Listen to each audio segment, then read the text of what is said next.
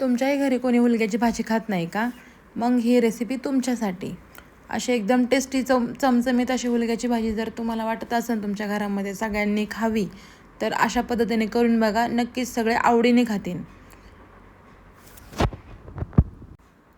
मार्केटमधून हुलगे आणायचे, मस्त गिरणीमध्ये त्यांना दळायला द्यायचे किंवा घरची गिरण असेल तर घरच्या गिरणीत दळले तरीही चालतील. मस्त त्याचं बाजरीचं गव्हाचं पीठ करतो असं पीठ दळून आणायचं. भरपूर असा गावरान लसूण घ्यायचा सोलून. 2 चमचे लाल मिरची पावडर घ्यायची. घरगुती असली तरी चालेल, घरगुती असेल तर थोडे कमी टाकायचे कारण ती तिखट राहते, लहान मुलं खात नाही. मग 2 चमचे मी इथं लाल मिरची पावडर घेतली. 2 चिमूटभर असे जिरे घेतले. जिरे जास्त टाकले थोडे तरी चालतात, ते छान येते त्याने.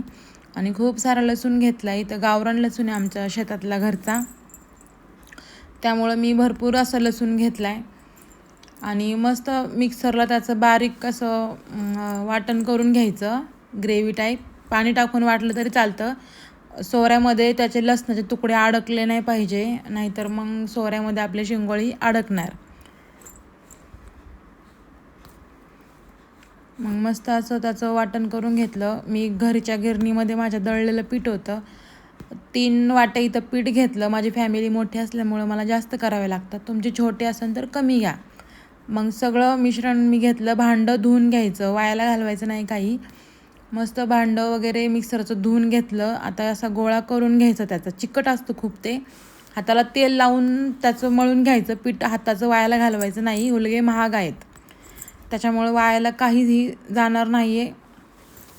अशा ह्यानेच सगळं व्यवस्थित करायचं.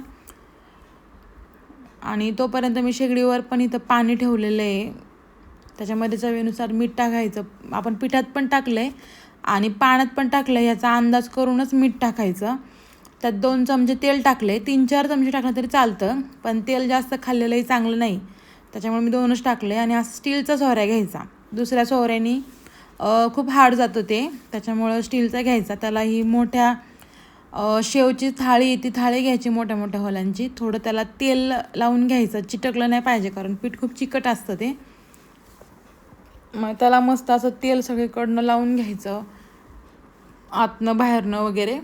नंतर असं गोळे करून त्याच्यामध्ये भरायचे आणि कुरडई करतो अशा हिशोबाने, अशा पद्धतीने ते करून घ्यायचं तिथं साईडलाच.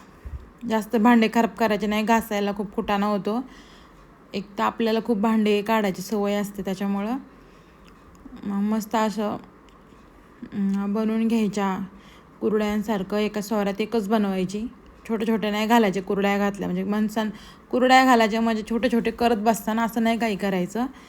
मोठ्या मोठ्या एका सोऱ्यामध्ये एकच पूर्ण वेढा झाला पाहिजे, अशा हिशोबानेच करायचं ते.